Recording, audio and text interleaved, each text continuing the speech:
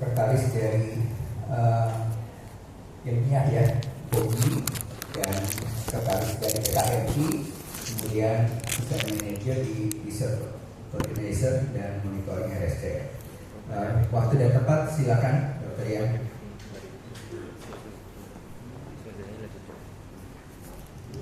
Baik, terima kasih Dr. Cepi. Assalamualaikum warahmatullahi wabarakatuh. Selamat siang Bapak sekalian. Udah makan siang semua dong ya? Ya, masih tambah energi. Ya, jadi topik siang hari ini kita mau bahas topik-topik tindakan sebenarnya ya. Jadi tindakan operatif apa yang bisa kita kerjakan dengan setting office, gitu dong. Ya, jadi kita settingnya stereoskopi office, tapi tindakan kita operatif karena menggunakan alat. Ya. Nah, kita mau lihat tindakannya apa aja yang bisa kita kerjakan.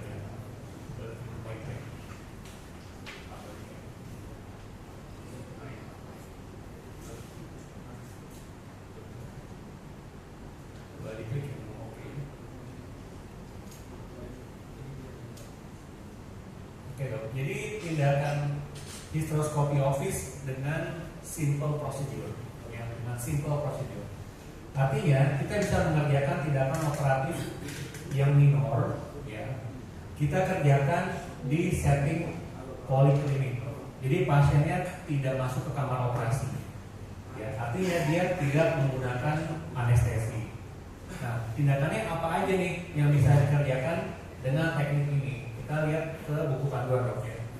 Poji udah menerbitkan buku aja endoskopi ginekologi. Nanti dokter bisa nih kalau mau bisa hubungi asisten kita, bisa dapatkan bukunya dok. Alias beli maksudnya. Tapi bukunya ada ya. Nah di sini udah ditentukan dok.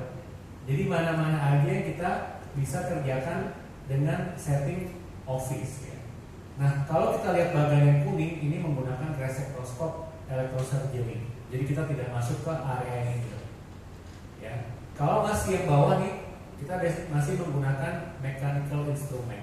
Jadi biopsi, kemudian transplantation IUD, adesi, septum yang terdapat tadi akan sampaikan, lalu polip yang ukurannya kecil atau ukurannya medium itu bisa menggunakan setting office saja untuk mengerjakan tindakan operatif. Ya. Sedangkan kalau kasusnya polip yang besar, dan Bermila sudah sampaikan ya, atau miom, sudah tahu konsistensi miom itu keras ya, itu memang dianjurkan menggunakan elektrosurgery bipolar ya. Dan ini memang umumnya akan masuk ke kamar operasi. Walaupun perkembangan terbaru ada bipolar yang diameternya sangat kecil, yaitu 5 frame ya, dan ini bisa saja masuk dikerjakan di office, tapi kita belum tuju. Ya, jadi kira-kira scope-nya ini ya. Sama juga panduan dari textbook luar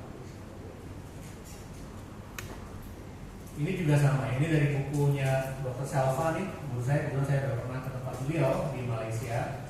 Jadi tindakan surgery yang bisa dikerjakan pada saat hysteroscopy office itu antara lain biopsi, kemudian pengambilan miom yang kecil, tadi Dr. Kemal sudah sampaikan ya, polipektomi, lalu pengangkatan IUD atau melakukan pembebasan dari adesi endometrium. Atau bisa juga tambahannya, misalnya ada retain product of conception ya, RPOC, pasien kuret kok masih bleeding, pas di USG masih ada sisa jaringan ya, atau sisa plasma yang sedikit, bisa aja kita kerjakan dengan menggunakan hysteroscope. Nah jadi skopnya kita akan bahas ini dok ya, pada diskusi kali ini saya nggak panjang-panjang 20 menit. Untuk polipektomi udah dibahas tadi ya sama Dr. Kemal, kemudian untuk eksisi septum nanti oleh Dr. Herbert. Jadi kita akan bahas 3 saja.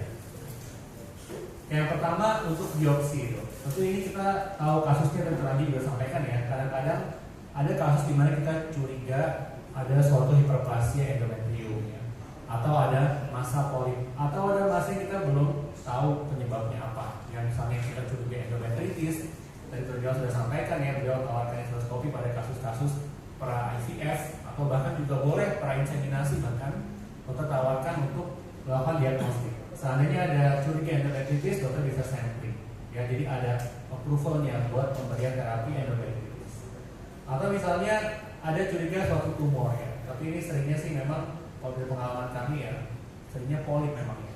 Pada endometrium itu polip ataupun mikropolip, jadi bisa masukkan forceps ukuran 9 frank atau 3 mm, masuk ke tumor, kemudian kita sampling ya.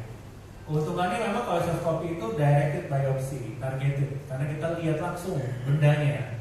Beda kalau kita mengerjakan tindakan kuretase, yaitu memang blind ya pada kuretase. Nah, contoh saja, ini pada kasus yang 46 tahun, tahu nih, dari umurnya aja, kalau ada kasus AUB umur 46, kita hati-hati curiga suatu hiperplasia endometrium ya.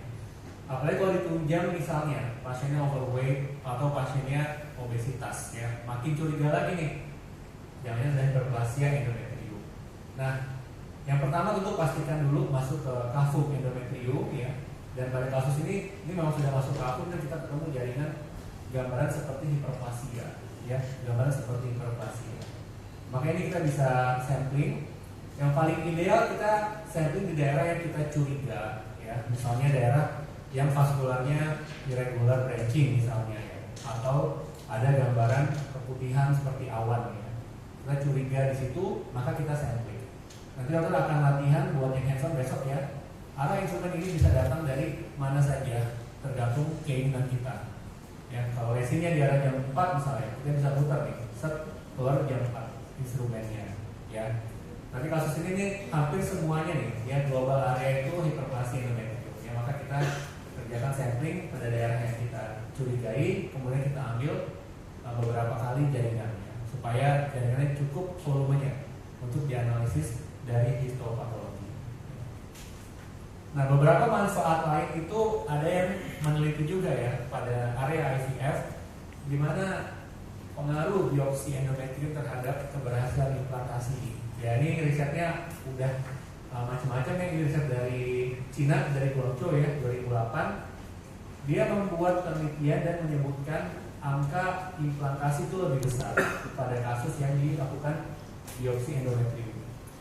Dan juga angka kehamilan secara klinis lebih besar dan angka kelahiran hidup lebih besar ya pada kasus yang dikerjakan endometrial stretching atau endometrial biopsy. Ini alasannya bermacam-macam dok ya. Pada perlukaan itu vaskularisasinya baru ya, kemudian banyak faktor-faktor sitokin yang membantu implantasi. Secara teori seperti itu ya. Tetapi dari kepustakaan lain ya, RCT ataupun guideline masih menyebutkan bahwa endometrial stretching itu belum dianggap sebagai suatu metode standar ya untuk pengerjaan embryo transfer pada kasus IVF. Jadi masih pro and cons ya, masih suatu area perdebatan, tapi ternyata ada manfaat lebihnya juga ya pada kasus-kasus yang mungkin kita bisa curiga kegagalan implantasi berulang pada IVF, boleh satu dicoba. Next. Cepetan nggak ada ngomongnya dong? Enggak ya.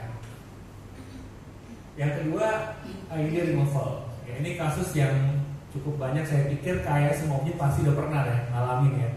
Dirujuk dari bidan atau dokter, ya kesulitan lepas IUD, benangnya nggak kelihatan katanya. Ya, kemudian kita USG, IUD-nya intrauterin ini. Dari USG intrauterin ini, bukan IUD yang udah ekspulsi yang nggak ada IUD yang jelasnya harus dikeluarin ya. Atau IUD translokasi.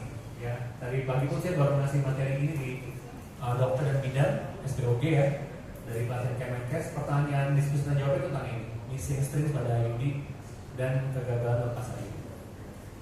Oke dok, mungkin ini bisa jadi referensi ya. Ada satu perpustakaan yang diterbitkan oleh tim kami, Dr. Herbert dan kawan-kawan ya di tahun 2022. Ini ada bagian algoritma, ini pun akan kita masukkan ke dalam PPK RSCM ya. Bagaimana kalau kita tidak tampak benang IUD ya? Tentu ada beberapa kemungkinan ya dok ya. Antara lain IUD-nya masih di rahim sebenarnya, cuma benangnya aja nggak keluar. Ya. Sorry kali ini. Atau IUD-nya udah ekspulsi, bisa juga. Ya. Atau IUD-nya memang benar-benar translokasi IUD. Ya, jadi ada beberapa kemungkinan. Kalau lihat bagian ini, sebenarnya langkah pertama tentu kalau kita sebagai dokter oksigen ya, kita kerjakan USG dulu. Tapi kalau tadi kepada para bidan dan kepada para dokter, boleh dikerjakan dulu dilihat benangnya ada nggak di kanalis, ya. Misalnya dengan menggunakan sito brush atau menggunakan clamp, ya, tapi di kanalis aja. Atau boleh juga kalau memang akses USB susah, solder, kemudian coba pakai clamp alligator, ya. Kalau kita nanti ngasih materi ke bidan atau ke dokter boleh, ya. Tapi kita harus hati-hati kalau pasiennya nyeri atau ada gejala yang tidak normal, kita stop, ya. Tapi kalau kita sebagai SPOG, dok, langkah pertama kita USB dulu, ya. USB dulu, lihat ada nggak di tempat, ada tapi miring misalnya, ada tapi masuk ke myometrium, ya. Tentu sekarang USG kita kalau detail kita bisa lihat betul sayapnya ataupun batangnya nancap dari ke IUD, ke uterus, atau sebagian udah ada extrauterine, apa emang di uterus itu nggak ada. Kalau nggak ada ya dua kemungkinan loh, apakah dia translokasi keluar dari kafum endometrium atau dia memang udah ekspulsi, ya. Nah, saya nggak bahas semua bagian, tapi di sini ada peran office hysteroscopy, ya. Pada kasus di mana IUD-nya itu ada di intrauterine, tapi sebagian udah kelihatan masuk ke myometrium, ya. Ini ada perannya untuk diagnostik dulu nih pertama, ya. Kemudian berikutnya untuk mengeluarkan IUD-nya sendiri, ya, menggunakan hysteroscopy untuk mengerjakan evakuasi dari IUD. Ya, jadi kita udah tahu bahwa hysteroscopy itu memang ada di dalam tata laksana missing IUD strings, ya, untuk IUD removal.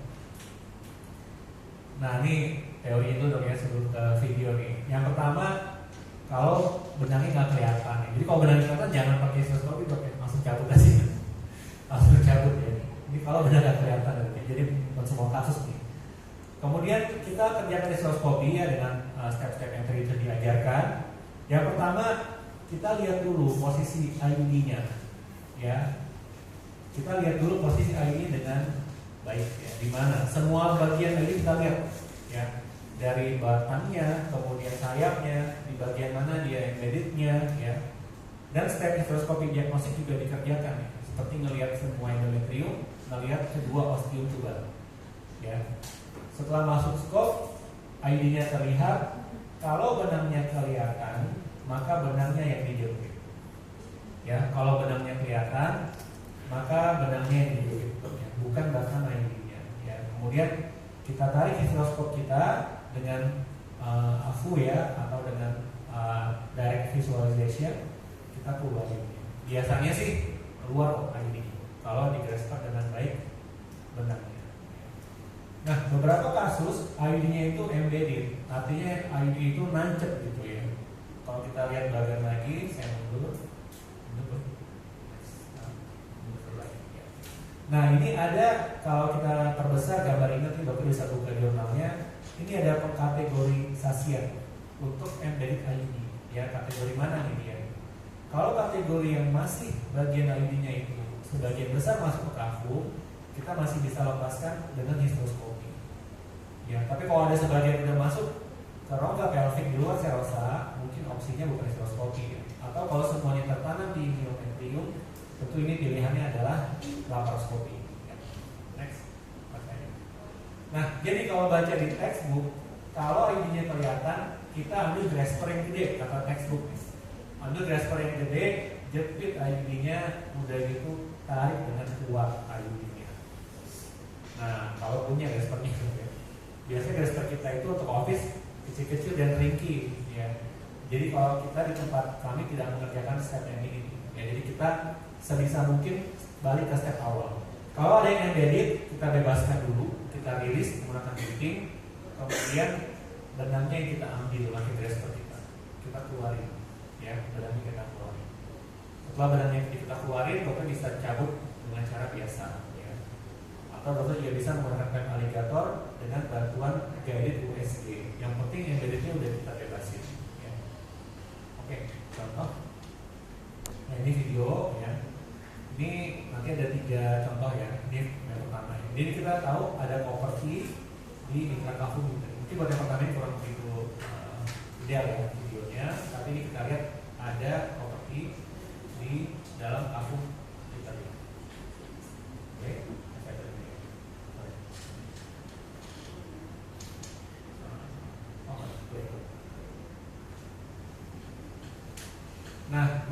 area kita juga lengket atau embedded, prinsipnya ini kita bebasin ya, menggunakan routing.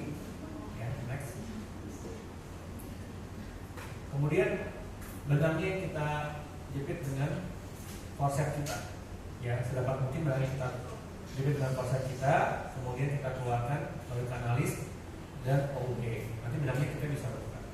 Kalau benangnya nggak cukup panjang ya karena rusak atau karena patah, ya udah yang penting pembahasan kita udah buka embeddednya, nanti kita ambil pakai file konsep ini menggunakan BLUSG. Ini kasus lain, ini kasus baru nih, kasus bulan lalu kalau nggak salah April ya. Jadi ini di kanalis sebenarnya benangnya udah kelihatan ya. Kalau kita lihat kedua ostium tuba seperti biasa, nah ini tampak ID-nya tuh intravaskular. Boleh bantu dalam ini. Nah, kita lihat dulu semua bagiannya dong ya, batangnya, sayapnya, kemudian benangnya. Nah, ini juga sama ya. Ini benang yang ini tidak ada embedded pada kasus ini. Jadi benangnya kita jepit saja dan ID itu bisa keluar. Ya. Kasus berikutnya ada embeddednya next. Ini juga kasus baru bulan lalu ya. Ini kasus berikutnya ini ada embeddednya, kita masuk ke dalam kanalis. Ini di kanalis benangnya udah kelihatan ya, syukurlah kalau gitu ya. Ini benangnya udah kelihatan. Tapi kita penasaran nih kenapa kok kita coba lepas ini ya menggunakan validator oleh beberapa dua tempat sebelumnya itu nggak berhasil. Jadi kita masuk ke kafum, kita bisa lihat OU-nya tuh menyempit ya. Di sini menyempit, kita ikutin aja benangnya ya. Nanti pada yang kita bisa belajar ya untuk navigasi ini masuk dalam gimana matrix. Kemudian kita masih banyak plot merah ya. Ini ada teks, ada triknya juga. Kita buka outflow, kemudian kita alirkan pressure-nya kita naikkan. Nah di sini kita bisa lihat jelas ada batang ID ya. Ini batangnya, kemudian di kedua lengannya dan ada bagian yang nancep. Ya ada bagian yang nancep. Kita punya dua opsi nih, kalau punya garis paling gede kata leader tadi tarik, tapi kita nggak punya. Jadi kita bebasin dulu mana penaikannya. Tetap semua bagian dari kafum kita evaluasi, termasuk kedua ostium tuba. Ini batangnya, ini benang ID-nya. Ini ostium tuba kiri. Nah kemudian kita bebaskan ya sebisa kita mana area perlengkatannya ya dengan menggunakan routing ya biasa kita menggunakan routing.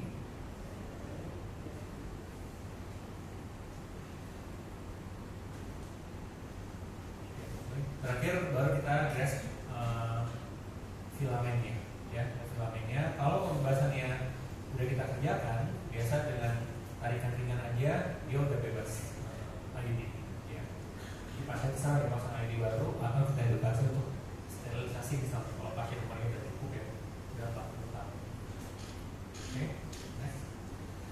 Yang terakhir tentang adesi ya, ini belum terima ya. Tentang adesi intrauterin, next.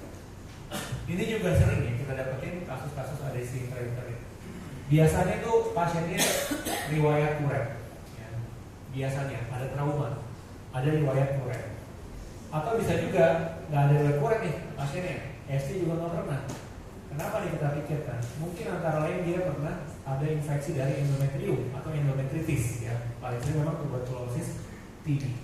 Dan biasanya kalau cukup berat ya kita sebut dengan sindrom Asherman, pasien itu gejala klinisnya hipomenore. Jadi volume darahnya berkurang ya. Atau bahkan bisa sampai amenore ya.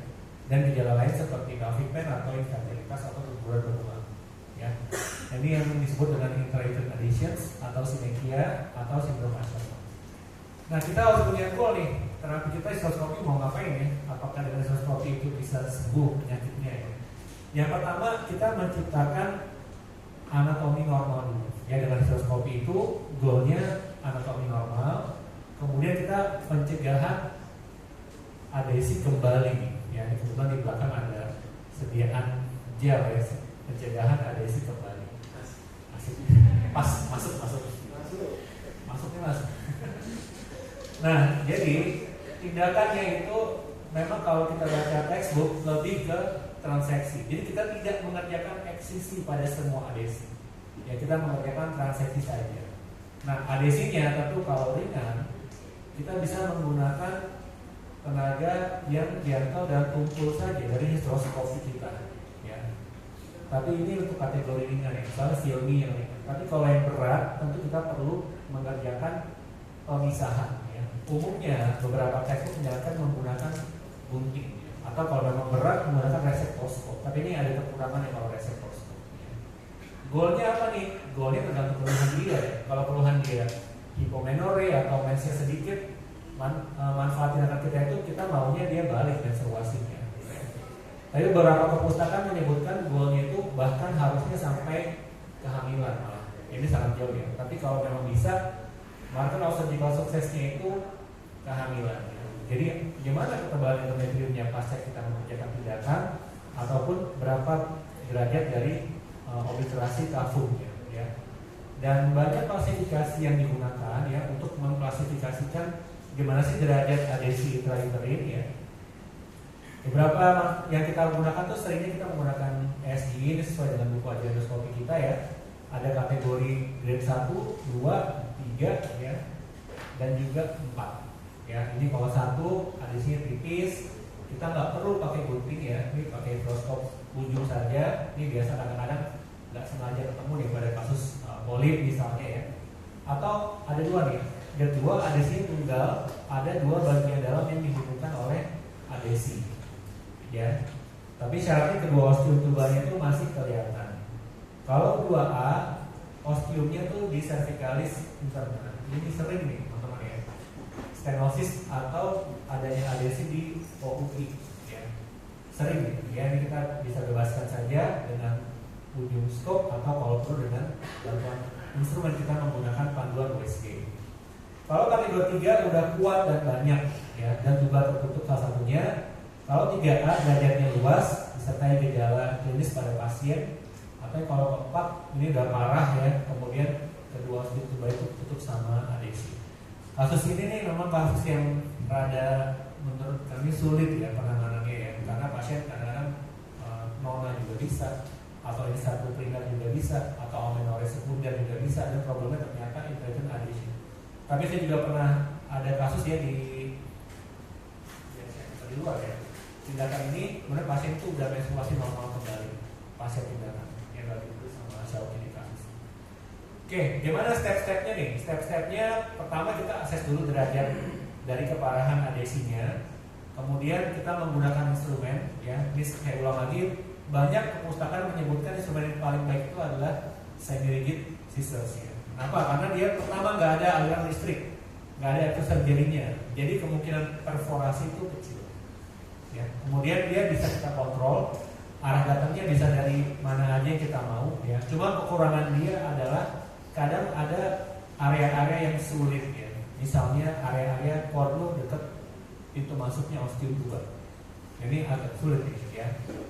Dan juga kalau gunting semi-rigid, hati-hati kalau kita manuver terlalu ekstrim, patah pula guntingnya. Ya, jadi kita dulu di atau rumah sakitnya nanti dulu. Ya. Nah, yang kita kerjakan adalah yang Xiaomi atau ringan dulu kita potong. Kemudian yang kita kerjakan adalah adesi yang sentral dulu, yang tengah dulu ya. Nanti yang marginal sama yang dense ini belakangan. Ya, jadi jangan terkecoh, mau yang susah dulu, yang ringan dulu. Kemudian skopnya itu kita upayakan berada di tengah, ya, selalu di tengah. Ya. Biasanya sih kalau kita ada gunting sedikit atau sebagian kafumnya suka kebuka sendiri dan suka kebentuk kafum yang normal lagi. Ya, tanpa kita terlalu banyak manuver. Ya, next. Ya, ini tes dulu sebelum masuk ke video ini. Kalau kita lihat ada gambaran adesi yang transverse dan juga tipis ya, sepanjang lateral dan anteroposterior. Kemudian di sini operatornya menggunakan gunting saja. Tadi prinsipnya ya, dia di tengah dan tidak menggunakan elektrosurgery, dan di sisinya itu di tengah terus ya, bergerak sedikit ke lateral, tapi dia prinsipnya di tengah. Nah, ini mulai terbuka area superior dan inferiornya. Kemudian setelah tindakan pengguntingan, ini kebuka area kafumnya dengan kita bisa lihat dua ostium tubal kanan dan kiri. Ya. Ini juga contoh referensi lain ya, di gunting bagian tengah. Ini guntingnya masuk ya dari jam 7 atau jam 5 atau jam 6 kita gunting. Pasca pengguntingan di area tengah biasanya terpisah antara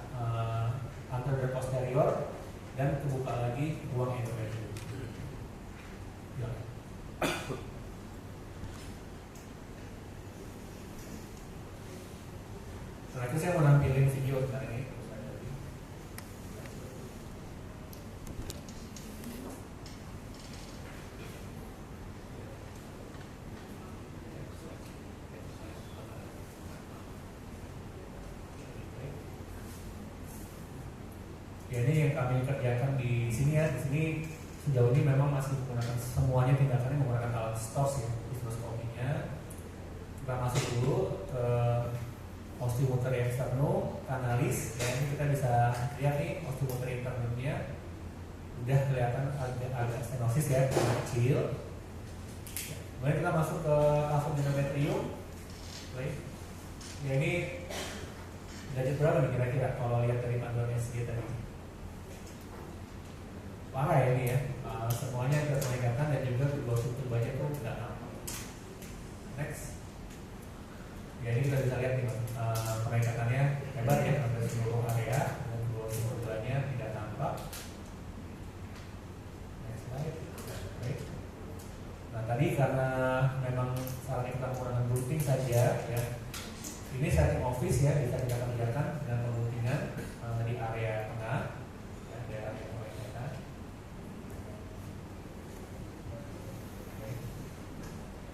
Ya, kemudian inilah yang optimal yang bisa kita dapatkan. Seandainya memang belum bisa optimal, kita bisa mengerjakan tindakan ini di kamar operasi ya. Kalau memang sampai menggunakan reseptoskop dengan panduan USG kayak gitu. Ya, saya pikir ini slide terakhir ya, sebagai kesimpulan untuk sekalian bahwa histeroskopi setting office di poliklinik kita outpatient itu bisa dipakai untuk tata laksana operatif hal-hal yang simple ya, seperti gradation, removal of IUD, removal of RPOC, dan juga polip yang kecil, dan juga biopsi endometrium. Dan ini menggunakan instrumen-instrumen mekanik seperti gunting, grasper, biopsi, dan juga kalau ada elektroda yang kecil. Jadi dokter sebagai dokter yang mengerjakan histeroskopi nanti minimal ya punya instrumen operatif mekanik yang simpel seperti gunting, grasper, biopsi cup, dan apulus. Ya. Kemudian ini tanpa menggunakan unsur anestesi maupun tanpa menggunakan dilatasi servis, karena kita mengerjakannya di setting outpatient clinic ya.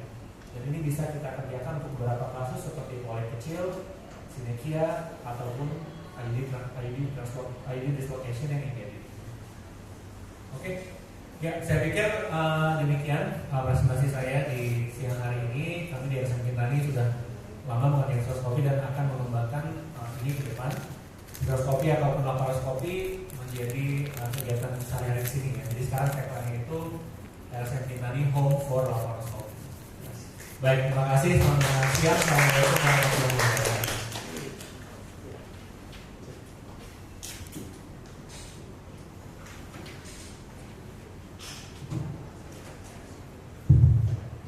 Terima kasih Dr. Ian atas pemaparannya. Kayaknya mungkin untuk yang baru pertama mencoba mungkin bisa mulai dari step yang kasus unexplained, jadi kita nggak mengangkat hati, atau kadang nggak ada apa-apa tapi kita bisa coba masukin forceps, terus di dalamnya kita coba gerak-gerakin.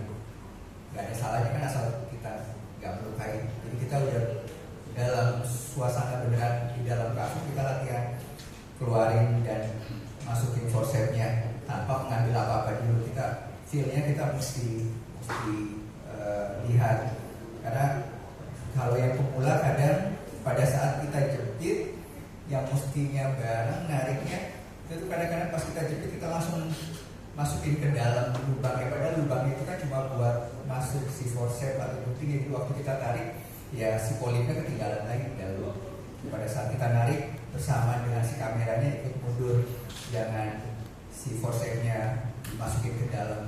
Itu tuh kita latihan aja dulu, terus baru tadi Dr. Ian yang simple-simple seperti polip, atau kita lihat posisi IUD-nya untuk yang embedded itu juga bisa dilakukan. Oke, yang kedua ini tidak kalah menarik, nanti akan dibawakan oleh Dr. Heber Situmorang. Beliau di 2015 menyelesaikan subspesialis endokrin dan 2021 sudah bergelar doktor. Beliau saat ini adalah staf pengajar dan kepala dari PKMI, kepala IGES, ini banyak ini ya. Kemudian chairman dari Aspire, dan saat ini beliau sebagai kepala Kintani. Untuk waktu dan tempat silakan. Terima kasih Mr. Course Director.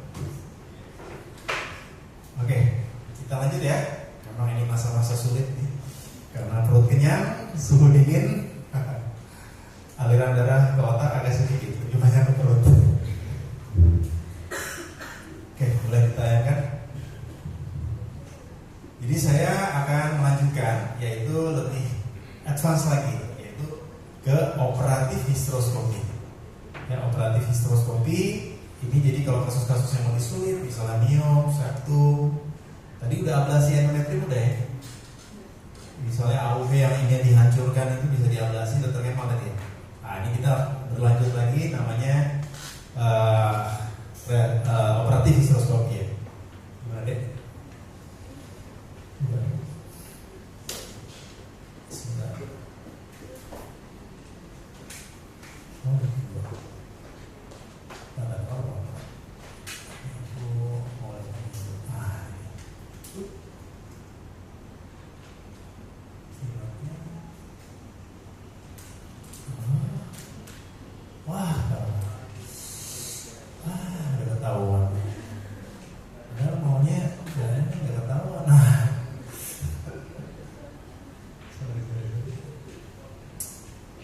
Tadi mau buka dengan pantun maksudnya. Pantunnya ketahuan ya. Jadi ada pantun dulu deh supaya kita bangun ya. Jalan-jalan ke Kafung Uteri, monitor dilihat, black hole diikuti. Udah tahu black hole kan? Nah, black hole-nya harus diikutin tuh. Kalau nggak ada black hole jangan jalan, bahaya. Nah, pembedahan menggunakan hysteroscopy, energi yang tepat menentukan prestasi. Ya. Jadi nanti kalau teman-teman sejawat mau pilih energi, pilih yang benar. Mana yang paling efektif nih energi yang saya pakai saat menghadapi kasus hysteroscopy. Oke? Sejawat sekalian, praktek kita dalam dunia obgyn ini jauh berubah. Standar internasional jauh berubah, terutama di bidang ginekologi, karena banyaknya kemajuan, satu di bidang IVF, yang kedua di bidang USG dan MAS. Ini sejarah singkat ya, dari tahun 70-an sampai 2020 adalah hal-hal penting yang ditemui atau ditemukan atau inovasi terbaru dalam dunia ginekologi yang membuat standar layanan kita berubah. Misalnya di sini sudah ditemukan laparoskopi diagnostik tahun 70-an. Jadi orang dulu biopsi hepar itu mesti ngirim ke Prancis. Orang dari Amerika terbang ke Prancis kalau mau cuma ngambil hepar sedikit untuk melihat nih apa nih penyakitnya. Karena di tempat lain semuanya masih dibuka. Padahal cuma ngambil dikit doang. Misalnya contoh ya, mengubah. Lalu first IVF kita tahu step 2 dan teman-teman ini mengubah banyak sekali praktek di dunia ginekologi, ya, terutama infertilitas. Lalu tahun 70-an akhir itu baru ditemukan video laparoskopi. Sebelumnya pakai ngincang semua, nggak ada video laparoskopi. Yang namanya Kamranezat, orang Amerika. Kemudian dia pakai Betamax, disambung-sambungin gitu. Ya video-video ini gede banget, alatnya sudah digambar gitu. Tapi setelah itu wah berubah semua, orang sekarang untuk operasi laparoskopi jadi bisa lihat monitor. Sebelumnya gitu, yang namanya Kurtzen, orang Jerman pertama kali melakukan appendektomi laparoskopi, by the way, obgyn, orang Jerman, namanya Kurtzen. Tapi dia waktu itu dianggap gila sama IBI-nya Jerman, sempat mau dikeluarin. Wah, sejarahnya itu, wah ini gila nih, gara-gara mau nekat-nekatan pakai lubang-lubang kecil. Sekarang malah jadi memang dunia ini ditentukan oleh orang-orang gila ya. Jadi kalau kita belum gila, tenang aja, kita nggak mau apa-apa nanti. Jadi kalau ada orang-orang yang sinting ngerjain sesuatu, apaan tuh? Nah, biasanya dia tuh yang benar mengubah dunia. Oke. Sorry. Ya, jadi berubah tadi ya. Jadi di sini ada IVF baru, di sini video laparoskopi. Di sini ada namanya operatif hysteroscopy. Operatif hysteroscopy mungkin angkatan dokter Ian belum merasakan bahwa dulu hysteroscopy pakai CO2, pakai gas, belum bisa pakai cairan. Saya masih ngerasain pakai CO2, pakai gas. Nah kalau pakai gas bisa nggak dia buat resektoskop? Nggak bisa ya.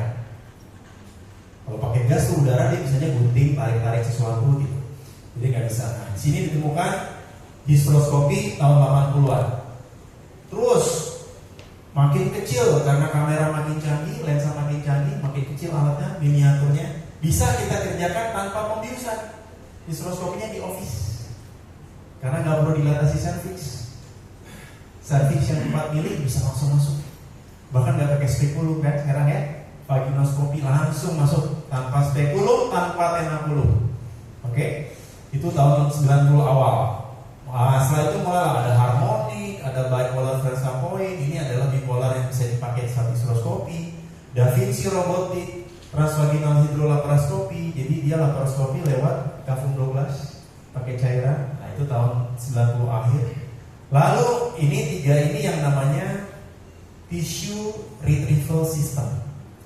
Tissue retrieval system sebenarnya menggunakan prinsip morcelator, ya, morselasi. Nah, morselasi ini idenya ternyata dari teman-teman di ortopedi, spur-spur ya di daerah joint itu, mereka lihat oh bisa nih di kayak dipangkas jadi shape, ini morselate. Kenapa nggak kita pakai di uterus? Nah, tonjolan-tonjolan di uterus diratain aja. Ternyata benar dipakai ya. Jadi sekarang kita punyanya yang diganti karena supporter kita adalah Stores, ya, jadi kita pakai diganti. NeoSure ini dari Hologic, TrueClear ini dari Medtronic yang bawa di sini. Tapi semuanya bagus, ya, semuanya bagus. Lalu ada Thunderbit, gabungan antara harmonic dan bipolar. Ya, ini dua-duanya jadi bus dengan advance bipolar. Dan terbaru lagi sekarang laser. Dulu laser yang gede-gede, sekarang sudah bisa pakai kawat gitu. Jadi masuk perut, arahin ke histeroskopi, pakai laser. Dulu nggak terbayang, harus pakai backstop segala macam. Nah, itulah keuntungan kayak angkatan saya gini yang ada di tengah-tengah sejarah gitu. Kita kan tengah-tengah sejarah ya, bukan murni udah kayak native-nya gadget. Mulai dari zaman pakai disket gitu ya, ngerasain perjalanannya sampai sekarang. Sekarang semua pakai USB segini udah berapa tera udah ada. Zaman saya masih floppy disk itu masih 3,5 MB. Ini merasakan sejarahnya. Kalau teman-teman mengikuti sejarah ini akan mengapresiasi lah kemajuan itu, dan kita jadi tahu sekarang udah berada di mana nih kita. Abis itu kita kira-kira tahu nanti abis ini langkah selanjutnya mau kemana. Nah, itu yang paling bagus ya. Jadi saya mengajak teman-teman mencintai sejarah. Tujuannya supaya itu. Dan ini contoh bagaimana pertemuan pertama dengan pasien dengan USG yang canggih, hampir semuanya bisa kita lihat. Dan saya sangat menganjurkan teman-teman semua menguasai USG. Menguasai USG, equip yourself with the best USG you can afford. Ya, karena dengan USG yang bagus, semuanya bisa kelihatan.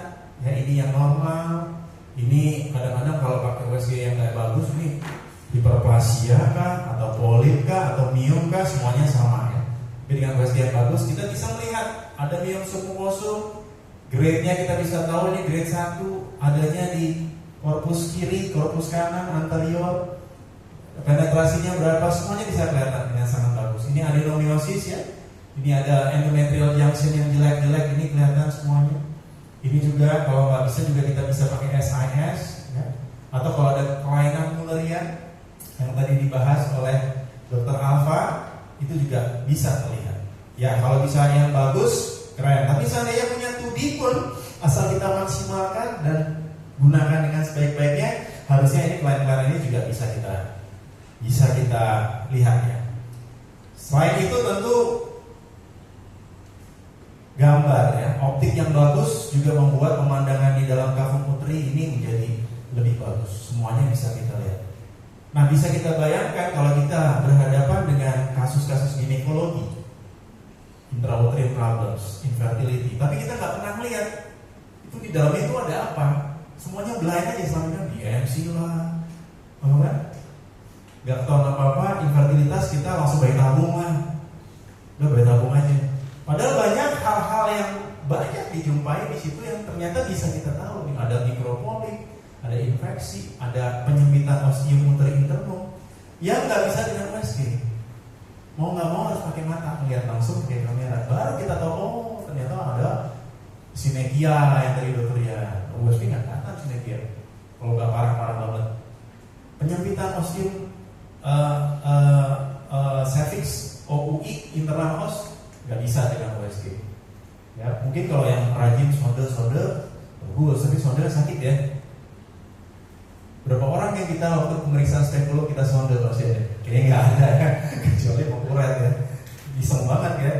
Iya, memang nggak bisa. Ada banyak hal yang nggak bisa kita jumpai dengan USG saja. Makanya sekarang praktek ginekologi tanpa hysteroscopy itu pasti substandar. Sorry to say, substandar.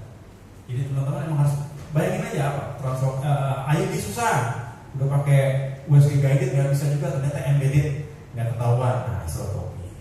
AUB hysteroscopy, infertilitas hysteroscopy, screening kanker hysteroscopy. Pasien belum nikah, belum aktif seksual, kok darah ya? Mau lihat ada polip apa enggak? Nggak bisa pakai stapler kan?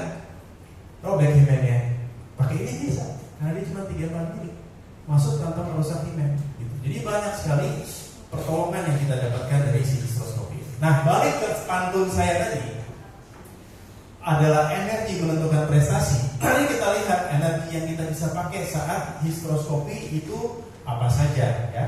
Nomor 1 adalah mechanical. Mechanical artinya tanpa energi listrik, tanpa energi lain-lain, cuma pakai gunting aja atau dikunyah aja ya, dikunyah aja. Nah, itu namanya ini gunting atau tadi tissue retrieval system yang sifatnya adalah mengunyah, morslet. Itu pilihannya mechanical. Atau pakai energi listrik, kita tahu ada monopolar bipolar. Versa point ini untuk office banyak kan karena dia sangat kecil. Atau resectoscope karena dia besar, biasanya settingnya adalah OK. Karena diameternya ini sampai 9 mili, sedangkan cervix ostium itu paling besar 5 mili, kita nggak bisa kerjakan di office karena harus dilatasi dulu. Selain itu ada laser ya. Oke, kita lihat satu-satu mechanical. Nah, ini adalah alat-alat yang biasa kita pakai, tadi sudah dijelaskan pada saat office. Ya, ini adalah bisa masuk ke dalam channel operating kita.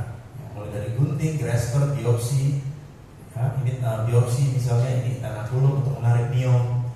Jadi tergantung apa yang kita mau kerjakan. Umumnya kita harus punya grasper, gunting, dan tanah kulum. Kalau mau beli nanti ya, 3 itu wajib punya. Bisa kita ketemu polip 2 cm atau 1,5 cm pas keluarinnya nggak punya tenagel seperti ini, nggak susah. Walaupun nggak apa-apa juga sih, digaret di dalam itu nggak apa-apa loh. Kalau nggak bisa dikeluarin, miom aja tadi dokter Anggi udah cerita ya.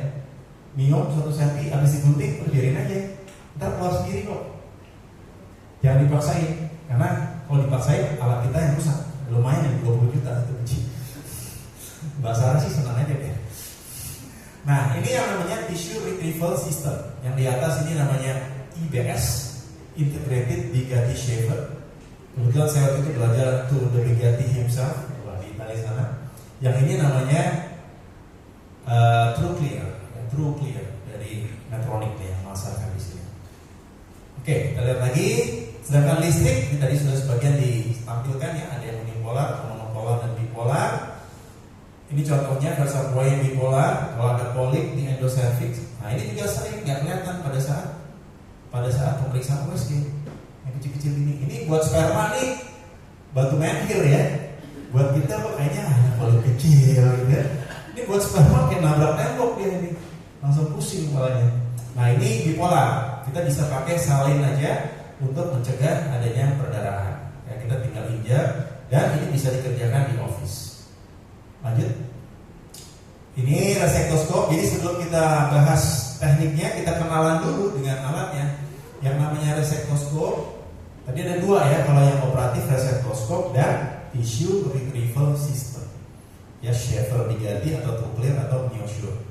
Ini yang namanya resektoskop. Resektoskop ada monopolar dan bipolar. Sekarang semuanya kita beralih ke bipolar. Karena apa? Karena monopolar itu kita sering sekali berhadapan dengan komplikasi yang mengerikan, bisa sampai mati.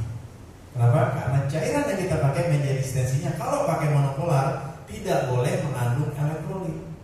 Kenapa? Kalau dia mengandung elektrolit, kita pakai monopolar, listrik kita menyebar karena si elektrolitnya mengantarkan listrik. Kalau menyebar, akhirnya tidak ngefek ke jaringan. Yang kita mau cutting jadi nggak ngefek. Gitu. Padahal media distensi yang tidak mengandung elektrolit itu sifatnya biasanya lebih hipoosmolar ya lebih gampang masuk dalam pembuluh darah dan terjadilah hiponatremi, overload cairan, ödem otak dan lain-lain yang sering kita sebut sebagai TUR syndrome. Karena dulu paling sering kejadiannya di TUR prostat. Ya, TUR prostat. Makanya kita sebut TUR syndrome. Hari ini kita operasi, pulang atau di rumah meninggal.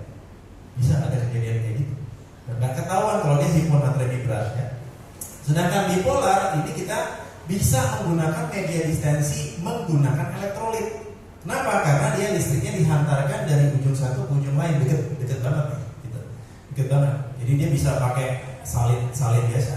Dan salin karena dia osmolaritasnya sama, mengandung mirip seperti plasma, dia bisa masuk ke dalam tubuh kita agak lebih banyak, sampai 2,5 liter pun diskrepansi antara yang masuk dan yang keluar. Jadi kan sebagian masuk di sistemik ya. Misalnya kita habis 4 liter, yang tumpah itu 2 liter. Jadi 2 liter mana? Masuk ke dalam darah. Aman, gak apa-apa. Yang 2 liter masuk masih aman. Tapi kalau tanpa elektrolit, bahaya sekali. Itu 1,5 liter juga udah langsung mulai penurunan kesadaran dan lain-lain. Nah itu yang sering mungkin pernah dengar juga kejadian-kejadian histeroskopi operatif yang fatal. Nah itu salah satunya karena penggunaan monopolar ya. Nah ini contohnya membedakannya gimana? Lihat aja alatnya. Kalau alatnya cuma punya satu batang, ini berarti mono apa bi?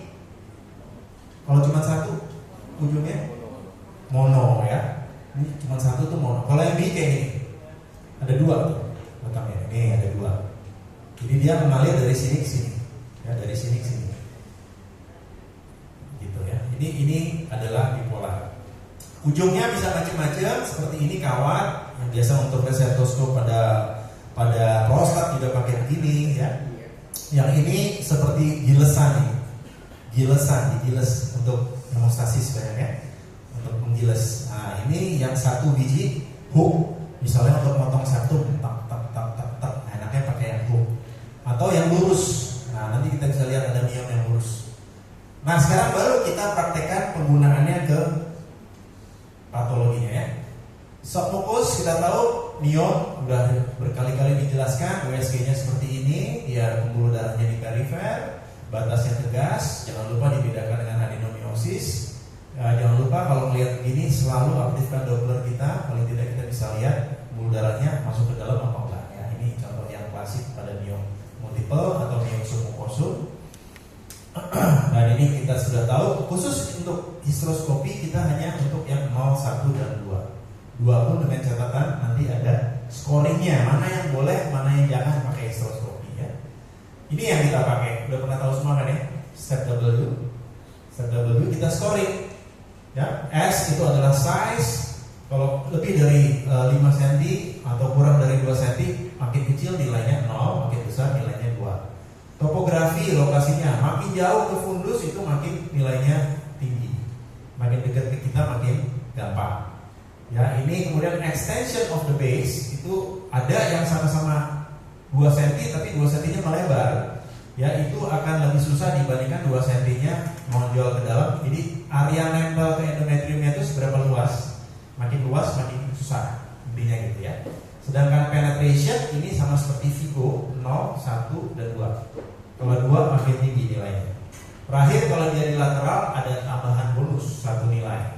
Di total semuanya, jadi kalau di total kan 2, 8 ya. Plus 1, 9. Jadi maksimal 9. Kalau nilainya 9 udah pasti tidak direkomendasikan histeroskopi. Mendingan sekalian laparoskopi aja. Buka dari luar, serosanya diambil gitu. Kenapa? Karena resiko tadi hiponatremi ya, overload cairan itu bisa tinggi sekali. Kalau 0 sampai 4 ini termasuk yang low complexity ya. Untuk awal-awal pakailah yang 0 sampai 4. Yang tengah-tengah, nah yang di tengah-tengah inilah tempatnya genera analog. Ya, genera analog boleh dikasih di situ. Walaupun mengecilnya cuma 1 cm, itu volume yang berkurang dari 1 cm itu luar biasa karena bentuknya kan bola ya, miomnya. Kita ngirit waktunya bisa banyak. Jadi silakan teman-teman selalu kalau ketemu miom submukosum cek dulu ini gimana. Kalau udah kategori 3 udah jangan deh, mendingan laparoskopi sekalian ya. Gitu. Lalu alat apa yang bisa kita gunakan? Nomor 1 tadi cold scissor tanpa energi. Udah pakai gunting aja. Cuma hati-hati, gunting histeroskopi itu ringkih. Beda sama gunting kita buat open. Ya, jadi miomnya, tapi kapsulnya, jaringan ikat longgarnya yang kita gunting. Kalau miomnya dihajar, ya udah satu miom satu gunting patah. Jangan ya. Kemudian resektoskop, lalu tissue removal system, atau bisa juga kayak laser. Nah contohnya yang scissor, ini bisa dicepetin toh. Ini awalnya kebetulan ada IUD juga, ini dikeluarkan, langsung pindah sini aja. Langsung pindah sini aja. Ke kanan dulu. Ini kan jadi ya pindah ke bawah. Oke, ini.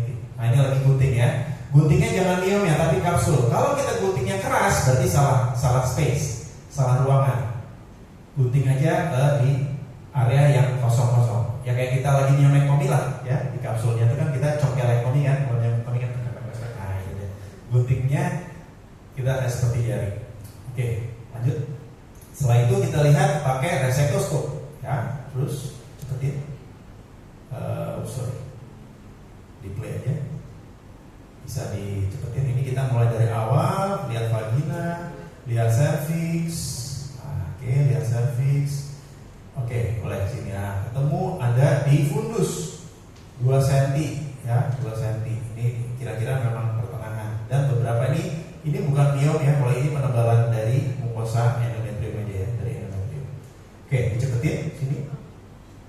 Ya, gitu. Nah, inilah resektoskopnya. Ini mono apa bipolar ya.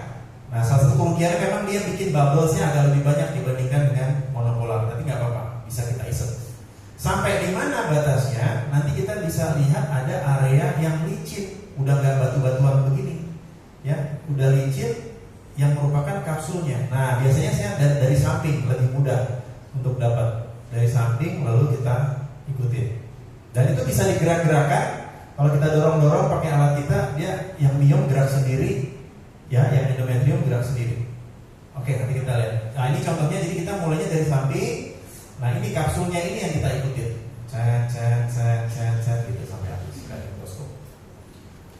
Bisa juga kalau ada gebur, misalnya pangkalnya gebur tuh kadang masih panjang ya. Nah, itu nanti kita pakai resektoskop juga. Jadi geburnya udah kita potong. Kadang tangkainya itu masih berdarah-darah. Jadi kita selesaikan juga dengan resektoskop. Ya, pada miom gebur, subklosum yang dilahirkan. Gitu. Nah, sekarang trennya adalah pakai ini, saudara-saudara. Tissue retrieval ini sekarang menjadi lebih trending. Kenapa? Karena dia lebih mudah, learning curve-nya lebih cepat. Karena dia tinggal tempelin aja ke miom, udah kerjain jejet, udah selesai. Kalau resektoskop tuh harus hati-hati gerakannya, kalau salah motong perforasi gitu-gitu. Sedangkan kalau ini dia di samping dia. Pisaunya itu di samping ya, jadi sangat-sangat aman untuk kejadian perforasi, hampir nggak pernah ya, karena dia di samping. Dulu kita belum tahu bahwa ini bisa dipakai buat miom, karena miom kan keras ya, berbeda dengan polip. Dulu kita hanya pakai buat polip aja dulu ya. Kalau yang agak keras ternyata nggak bisa. Ternyata karena si bigatinya dulu juga nggak tahu, ternyata ada orang yang meneliti, ternyata putaran shavernya nggak boleh terlalu cepat.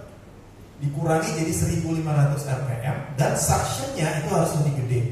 Jadi jaringannya keisap ke dalam lubangnya, lalu dipotong lebih pelan. Ternyata sangat efektif. Itu baru ditemukan tahun lalu. Nah, jadi belum lama bahwa bigati shaver bisa kita pakai buat motong miom. Nah ini ya, jadi ada lubang terus ada giginya, kayak morslator. Jadi kita tinggal tempelin aja ke miomnya, habis ya miomnya. Jadi latihannya cuma melatih menempel pipanya ke miom, tok gitu. Udah langsung bersih. Wah, laku nih yang di sini. Tapi ini memang game changing di seluruh dunia, game changer banget. Yang tadinya punya beli resektoskop pada nggak beli ya. Nah ini contoh lain TrueClear. Ya ini bukan saya ngerjain, dari videonya TrueClear, Medtronic punya. Tuh kayak gini kira-kira tuh miom. Tuh makan ya. Ini pisau ya, ini pisau maju mundur. Kalau tadi shaver dia muter, kalau ini maju mundur. Gitu. Ini dulunya dari ortopedi, aslinya itu idenya ya. Ini misalnya di artroskopi ada tonjolan-tonjolan yang sikat, gitu ya. Dan terbukti ada penelitian reviewnya dibanding ini morselasi antara si morselator dengan reseksi. Si Systematic reviewnya gimana hasilnya? Ada 4 RCT, 3 retrospektif, total prosedur time-nya shorter, lebih cepat translation. Ya. Fluid deficit lebih sedikit. Yang tadi kita takutin, kalau defisit terlalu banyak, resiko terlalu bahaya. Ya. Incomplete removal, jadi ada miom sisa juga lebih sedikit. Komplikasi juga, enggak berubah, sama aja. Ternyata, no significant. Ya. Jadi simpulannya memang ini hysteroscopic morcellation atau tissue removal system ini sekarang udah mulai lebih disukai daripada yang resectoscope. Intinya gitu ya. Nah, ada satu dokter dari Cina namanya Bowling Lin yang dia di Jepang sekarang. Dia punya suatu resectoscope yang khusus. Kalau diperhatikan ini kawatnya lebih tebal ya. Nah, dia pakai ini untuk miom-miom yang type 2 yang agak gede, tapi bukan dipotong, diseksi kayak gantiin jari kita. Jadi dia udah sodok-sodok di kapsulnya, bung gitu. Lalu dia juga punya khusus Graspermium seperti ini. Jadi wasen hysteroscopy yang gede-gede disikat sama dia. Nah, jadi karena saking gedenya, ini bisa buat diseksi area kapsulnya, yang intramuralnya pun bisa. Jadi dia bisa sampai 4 cm, 5 cm. Ya, tapi alatnya kita harus punya. Nah, kita belum punya di sini. Jadi kita masih pakai shaver yang 3 cm gitu ya. Kalau yang udah kategori 3 tadi udahlah kita laparoskopi aja. Gitu. Kalau punya ini bisa lebih di-extend lagi kemungkinannya ya. Terakhir adalah septate. Kalau yang septate terus ini, saya lebih suka pakai KSRM. Kenapa? Karena dia lebih detail untuk menunjukkan kelainan uterus dan kelainan vagina. Tadi dibahas juga ya sama dokter apa ya. Tapi intinya yang mau kita pastikan adalah septum bedakan dengan didelphys saja. Lihat fundusnya. Kalau fundusnya tekok juga, jangan diapa-apain. Itu pasti perforasi ya di situ ya. Itu pasti perforasi. Jadi kita lihat kalau fundusnya atapnya ini bulat, aman. Ya dia berarti beneran septum. Oke. HSG bisa membuktikan, tapi ini nggak bisa membedakan ya. Ini dekok apa enggak kan nggak bisa. Cuma ada pendapat kalau dia lebih dari 90, nah itu didelphys tuh. Kalau kurang dari 90 kornunya itu septum. Ya, tapi saya lihat nggak selalu berlaku seperti itu. Oke, ini contohnya tampilan diagnostik seperti ini. Ya. Apa yang bisa kita pakai sama kayak tadi, gunting juga bisa. Ya, tapi gunting kerja keras gunting ya. Ya tergantung dari jaringannya. Kalau guntingnya masih tajam enak nih tuh. Guntingnya, keras ya. Akhirnya kita pakai listrik aja deh. Ini contohnya pakai listrik. Kalau pakai monopolar, patokan kita adalah garisnya itu harus sesuai antara kedua ostium. Patokannya, jadi lihat ostium kanan, ostium kiri. Nah, sejajar horizontal gitu, dikit, sampai ke fundus. Kalau udah sampai fundus gimana? Terusin nggak? Enggak. Terusin jempol aja jangan ya. Oke, ini gabungan karena waktu sudah habis, jadi saya cepat aja. IBS dan resectoscope bisa dipakai dua-duanya. Ya, jadi misalnya ini ada adhesion. Oh iya, jangan lupa kalau yang sulit-sulit kayak tadi Asherman-nya Dr. Rian, pakai USG ya, bantu agar tidak terjadi perforasi. Gitu ya. Jadi ini kita ambil perlengketannya. Kalau keras banget, nggak bisa dimakan, ganti resectoscope. Bisa ganti sini. Ini dia, ini shaver kita ya. Ini jaringan-jaringannya, ini masih banyak sisa. Kita pakai resectoscope untuk mengambil jaringan-jaringan yang sisa. Oke. Jadi ini yang kita kerjakan di RSCM laser. Nanti aja kita cerita laser. Nah ini penting ya USG ini. Jadi saya suka mengerjakan di OK. Usahakan ada USG. Pada keadaan-keadaan sulit seperti ini, kita pakai USG. Hysteroskopinya ini kok nggak kelihatan apa-apa. Asherman misalnya ya, pastikan. Oh ini udah sampai fundus ternyata. Jangan sampai kita nggak tahu. Oh maju lagi deh. Nggak tahu apa-apa blind ya. Kanan kiri kita pakai gitu. Oke. Saya kira itu dan terakhir. Nah ini ada terakhir kemajuan saat ini. Perhatikan ada Luis Alonso dari Portugal. Dia bikin seperti ini.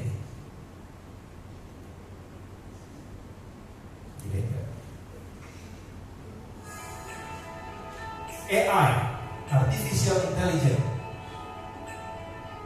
Dia kasih arah di sini loh potongnya yang warna kuning. Ya. Lalu septumnya ini udah berapa persen selesainya? Ada petunjuknya. Jadi kita nggak mungkin salah motong. Dari bentuk hysteroskopinya dia udah kasih lihat.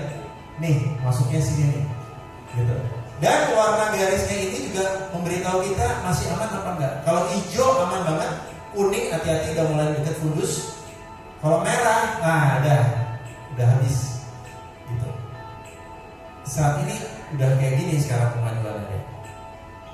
Nah, ini septum yang sampai cervix nih. Kita bisa lihat tadi di cervix ya mulainya ya. Nah ini baru mulai di kafum nih dia, baru mulai kafum.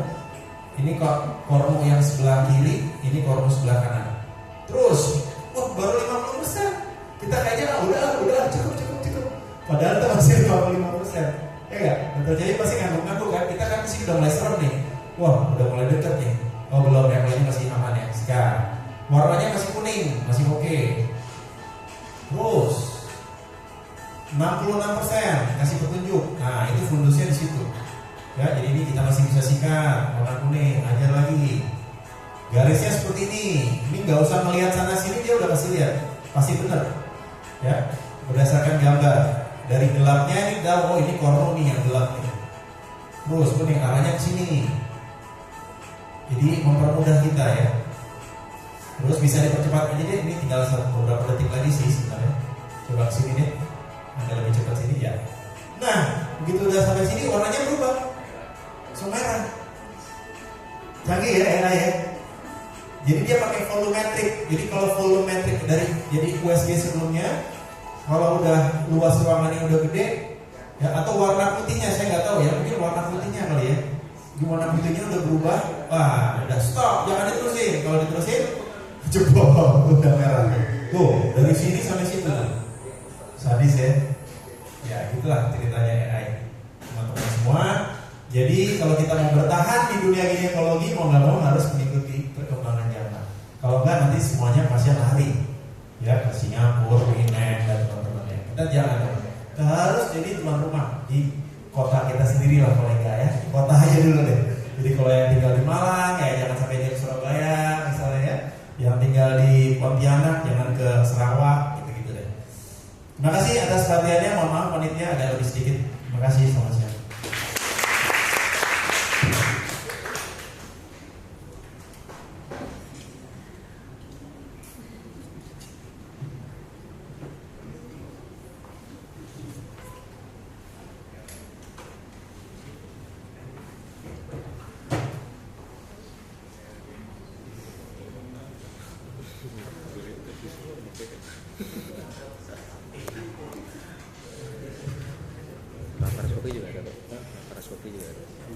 Ya, terima kasih. Ini materi terakhir. Mudah-mudahan nanti masih semangat ya. Jadi setelah dari pagi kita mengikuti rangkaian menarik sekali, kita melakukan hysteroscopy. Bagi yang belum pernah ada keinginan untuk mencoba, namanya pada saat hands on, mungkin juga buat mulai yang kasus-kasus yang mudah dulu, baru nanti levelnya kita naiki ke kasus yang lebih sulit. Kalau kita lihat di sini, jadi slide terakhir ini kita akan coba bahas apakah tindakan ini benar-benar aman,